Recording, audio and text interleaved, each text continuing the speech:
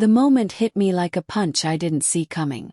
"I'm going out tonight," she said, slouching on the edge of the bed as if it were the most natural thing in the world. "With Josh. Don't wait up." I froze mid-breath, the weight of the words sinking into me like stones. The clock on the bedside table blinked 8:17 p.m. Our apartment smelled faintly of her perfume, of jasmine and something sweet, almost syrupy. It should have been comforting, but instead it burned. "Josh?"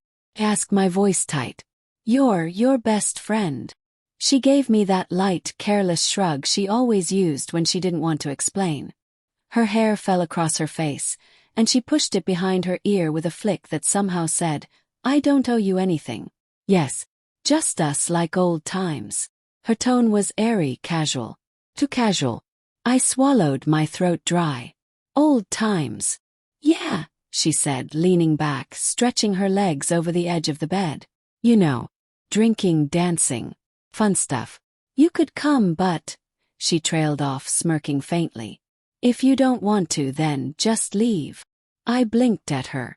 "Leave." The words echoed in my head, sharp and heavy. Then I did. Not because I wanted to. Not because I believed her words. But because something inside me shattered in that instant. The trust one had carried so carefully, like fragile glass, splintered, leaving sharp, bleeding edges. I didn't argue. I didn't beg. I didn't even question. I packed my things with shaking hands and walked out the door, each step heavier than the last. I spent the first night wandering the streets, the city lights mocking me. Laughter spilled out of bars, music vibrated through the pavements, couples walked hand in hand, and I felt hollow. Every neon glow seemed to illuminate her face in my memory, smiling at Josh, laughing at a joke I wasn't part of. The irony hurt most. I had always prided myself on giving her freedom, on trusting her completely. I thought love was about letting go sometimes. Now I wondered if that trust had been a cruel mistake. Over the next few days I tried to make sense of it. My friends noticed the change. "You okay, man?" asked Alex, my oldest friend, as we sat in a coffee shop tucked away from the winter chill. Shrug. "Yeah, just tired. Work stuff." Alex didn't buy it. He never did. "Come on. You don't sound okay. Spill it." I shook my head. Couldn't. Even saying it aloud felt like admitting defeat. And yet, a small, bitter part of me craved confession.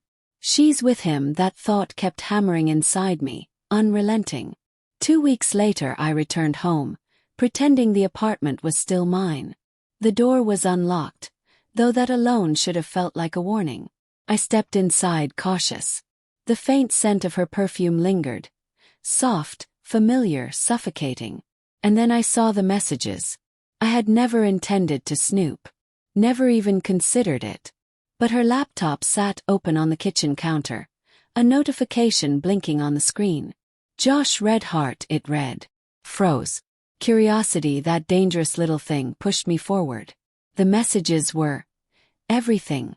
Playful at first, innocent jokes, teasing, but then it escalated, the tone shifting to intimate, secretive, desperate.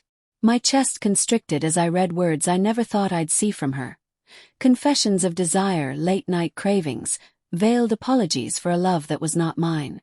I slammed the laptop shut, my hands trembling, my stomach roiling. I didn't confront her immediately. I didn't have to. The next time I saw her, her laughter in the hallway with Josh, so casual, so familiar, so intimate, was enough. I watched them, frozen in disbelief, as they leaned close, whispering in each other's ears like the world didn't exist. That night, she came home around 3 a.m., stumbling slightly, a glass of wine in her hand. She smelled of him, that warm, human scent I had once loved, now toxic to me. "You're late," I said, trying to keep my voice neutral. "Traffic," she lied smoothly, smiling as if nothing had changed. "I had fun, though." Her words made my skin crawl. "Fun?" asked, my voice sharper now. "With Josh." Her eyes flicked up at mine, then away, avoiding the confrontation. "Yeah, we just went out." "Don't be so dramatic." I laughed bitterly. "Dramatic? You slept next to me every night for years, pretending you were mine, and this is just fun?" She shrugged, sipping her wine, unbothered. "You're making it a big deal. You always do." I stared at her, the weight of betrayal pressing down like a lead blanket. All the little signs I had ignored, all the uneasy feelings I had buried, suddenly made sense. Every time she went out with friends, every late-night text I brushed off, every excuse I believed, it was all a mask. That night I couldn't sleep. I lay on the edge of the bed, the mattress cold where she had slept, wondering how someone you love could become a stranger overnight.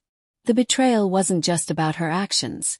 It was the subtle way she had dismantled our life together without a single word of truth. Packed a bag. I didn't tell her. I didn't argue.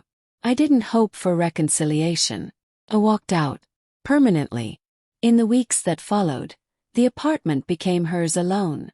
I stayed with friends, moved from hotel to hotel, each night haunted by memories that refused to fade. I told myself it was for my own dignity, my own survival. And yet, the loneliness gnawed at me, a constant companion.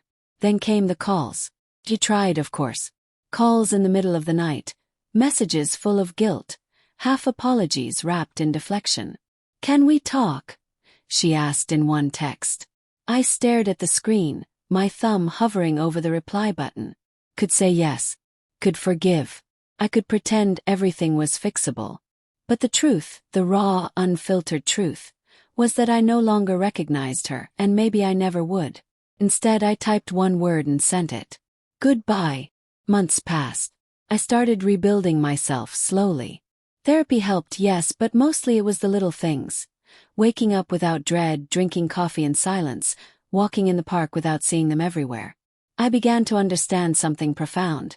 Betrayal is not just about the act, it's about reclaiming your own heart piece by piece. Then one evening I saw her. Or rather, her face appeared on a friend's social media feed. She was laughing, leaning against Josh, the same familiar ease I had once mistaken for love. The image made my chest ache, but also, it made me realize I had already won. I was free.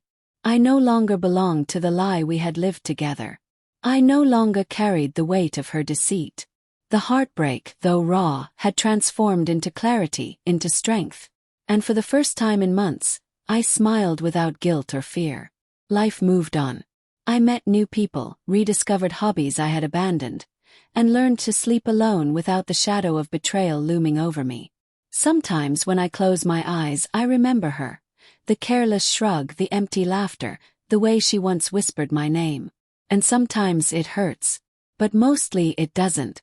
I walk through the world lighter now, carrying the lesson that love, no matter how deep, cannot thrive where honesty does not live. And I have learned that sometimes leaving is not defeat. It is survival.